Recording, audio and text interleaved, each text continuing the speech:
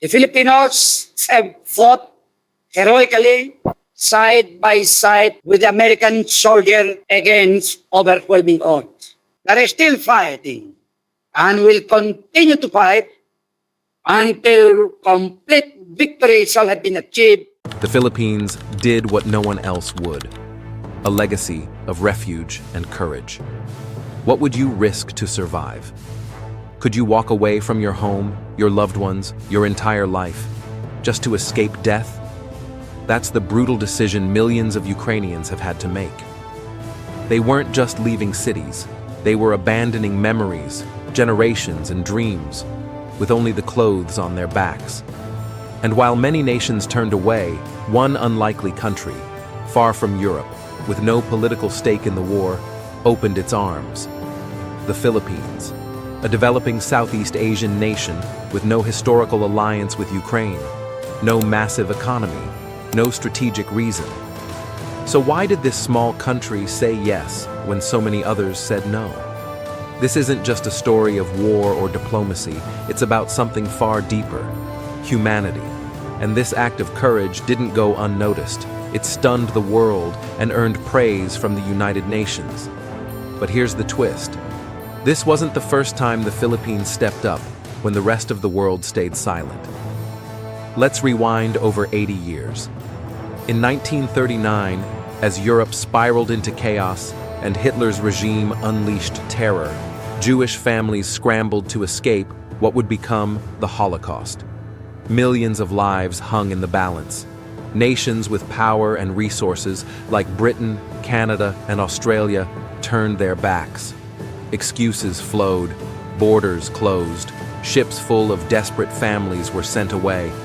But one leader from an impoverished US-controlled colony in Asia made a decision that shocked the world.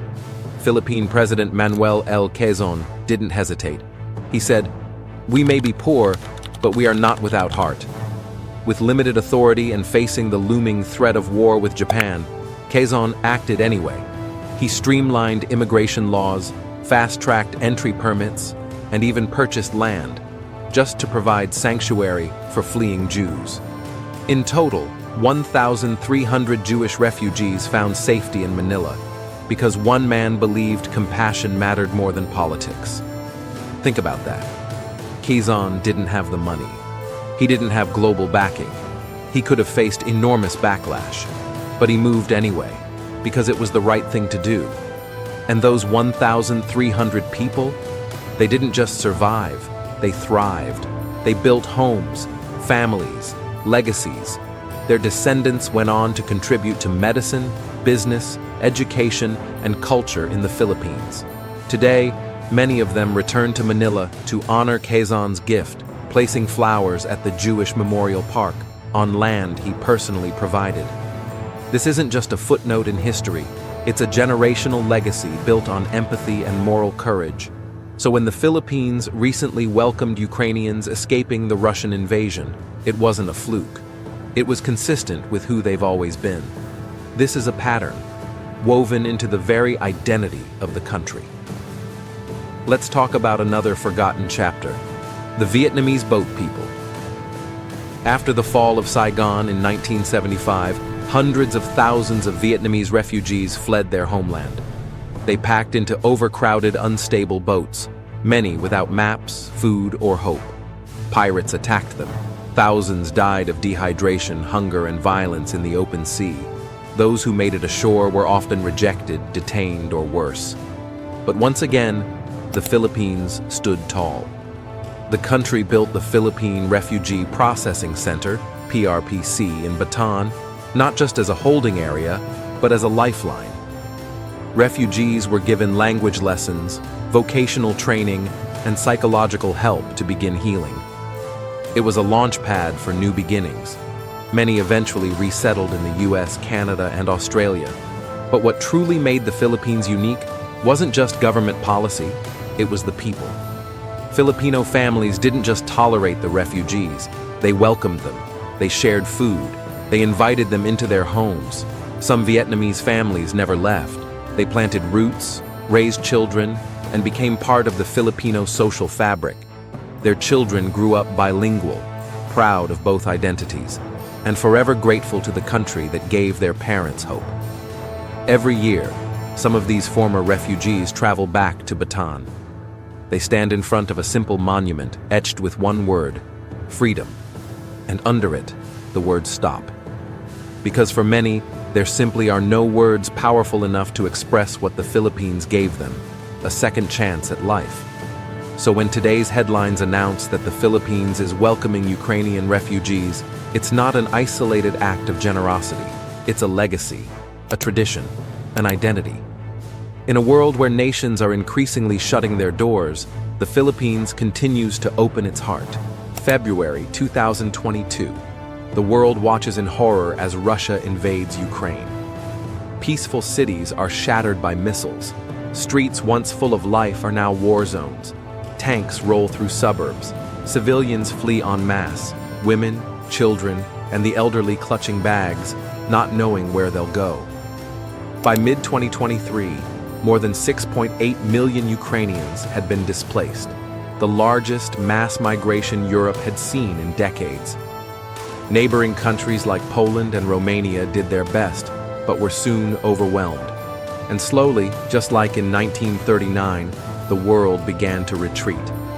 News coverage faded, refugee programs slowed, political will dried up. But once again, in the middle of all that silence, one voice broke through. The Philippines, thousands of miles from Ukraine, with no direct connection, no economic gain, and no reason to step in, still chose to act.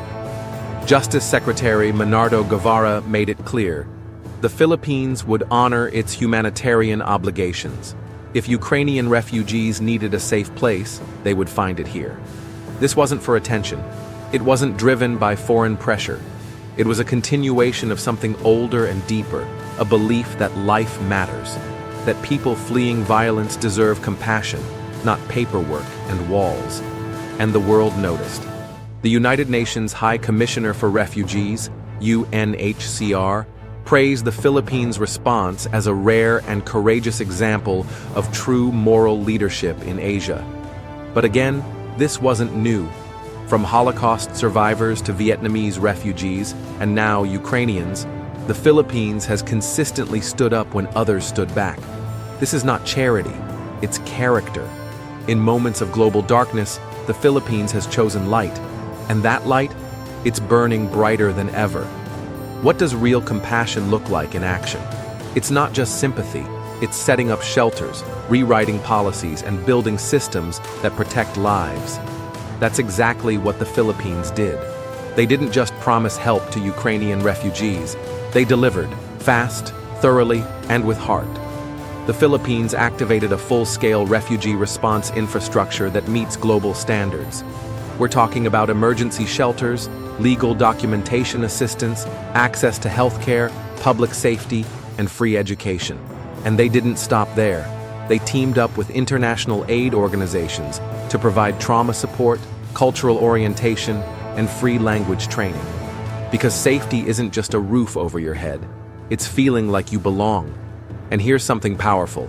The Philippines is one of the few nations in the world that has signed all three major international agreements protecting refugees and stateless individuals: the 1951 Geneva Convention, the 1967 Protocol, and the 1954 Convention on Stateless Persons. So, what does that mean in real terms?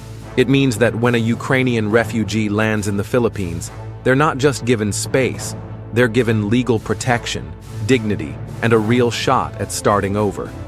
Take Katerina, a 34-year-old Ukrainian woman. She told reporters, "I didn't even know where the Philippines was, but when I arrived, people didn't treat me like an outsider. They treated me like a person." That kind of warmth wasn't part of a publicity campaign. The Philippines didn't do this for headlines. There was no deal behind closed doors, no international spotlight. They did it because it was right. As one Filipino official put it, while others build walls, we build bridges. And they mean it. Other countries might make big statements at press conferences. The Philippines, they quietly build systems that work, systems that save lives. Let's break this down. In most countries, even if refugees are accepted, their lives remain in limbo.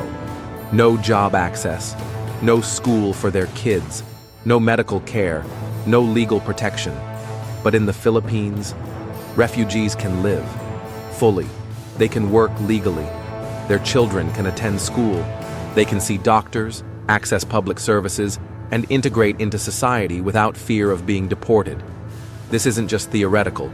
It's written into national law and backed by international treaties. And it's enforced. That's why the UNHCR calls the Philippines one of the only countries in Asia with a truly compassionate and complete refugee support system. Because while many nations hesitate, the Philippines steps up. Let's talk specifics.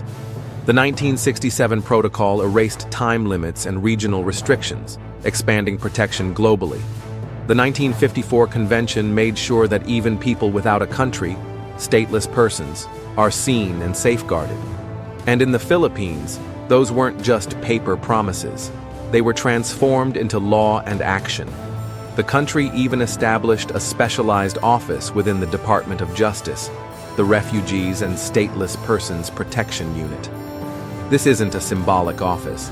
It's a working agency that handles the day-to-day needs of real people. Their job is to make sure refugees are treated like human beings, not case files. Here's what that looks like in practice. Ukrainians arriving in the Philippines aren't forced into camps. They're housed in clean, government-supported shelters or live with humanitarian partners. Their children are enrolled in local schools. Parents attend free English classes. And adults can legally work. No fences, no isolation, no stigma, just the tools to rebuild their lives. And the Philippines doesn't do this alone. They've built a nationwide care network in partnership with the UNHCR, the International Organization for Migration, IOM, and local nonprofits. Together, they provide not just basics like food and housing, but also legal assistance, health services, job training, and cultural integration. But the real difference? The Philippines doesn't see refugees as a crisis to be managed. They see them as people with dreams, talent, and future contributions to make. Some who arrived with absolutely nothing are now teachers, small business owners, healthcare workers, leaders in their communities. From desperation, they've found direction. From fear, they've found freedom. And all of that started with one choice: to say, "You are welcome here." This powerful commitment reached global attention on June 3, 2024. In what many thought would be a quiet diplomatic visit, Ukrainian President Volodymyr Zelensky arrived in Manila. No parade, no spectacle, but the impact? Tremendous. Standing among the crowd were Ukrainian refugees who had fled war and found peace thanks to the Philippines. In his speech to the Philippine Congress, Zelensky said something unforgettable. "We never imagined that a country over 8,000 kilometers away would be the first to open its heart to us. The Philippines didn't ask what we could offer. They simply chose humanity." And then he made history. Right there in the congressional chamber, Zelensky announced the opening of Ukraine's first ever embassy in the Philippines, not just to strengthen diplomacy, but as a gesture of deep gratitude. This wasn't just international politics, this was personal. Because 2 years earlier, when the bombs started falling, the Philippines made a choice. They didn't hesitate, they didn't calculate, they acted, and that one act changed everything. Before the war, Ukraine and the Philippines barely interacted. Diplomatic ties existed, but they were mostly symbolic. That all changed in 2022. The Philippines welcomed Ukrainians when most of the world turned away. That courage rewrote the relationship between these two nations. Suddenly, a Southeast Asian country was being honored in Ukrainian media. Articles praised the Filipino people for their kindness. Photos circulated online showing the Philippine flag, marked with handwritten notes in Ukrainian, "Thank you." Some Ukrainian refugee communities even launched donation drives, sending care packages to Filipino host families. A powerful reversal, those who once received help now giving back. Think about that for a second. The Philippines is not a rich country. It has no seat at the G7, no veto power at the UN, no nuclear arsenal. But when the moment came, it didn't wait for instructions. It opened its doors. And here's the truth. Kindness echoes. The compassion the Philippines showed is now being returned in heartfelt ways. Gratitude flows across borders. That's how humanity works. One gesture sparks another. This video marks the end of a 5-part series. Each chapter revealed a deeper truth, that the Philippines is not just a country. It's a model of what the world could be if we led with empathy. This isn't just about Ukraine, or Vietnam, or the Jewish refugees of 1939. It's about the values that shape our world when everything feels uncertain and fragile. Because when fear builds walls, the Philippines builds bridges. From protecting Jews in World War II, to sheltering the Vietnamese boat people, to now embracing Ukrainians fleeing modern war, the Philippines doesn't ask, "Where are you from?" It asks, "Do you need us?" And because of that, one question, lives have been saved, families rebuilt, and hope restored. So here's your part in this story. If this message moved you, share it. Let the world see what quiet compassion looks like when backed by bold action. Drop your thoughts in the comments, and if you haven't already, like, subscribe, and hit the bell. Because these aren't just stories, they're blueprints for a better future.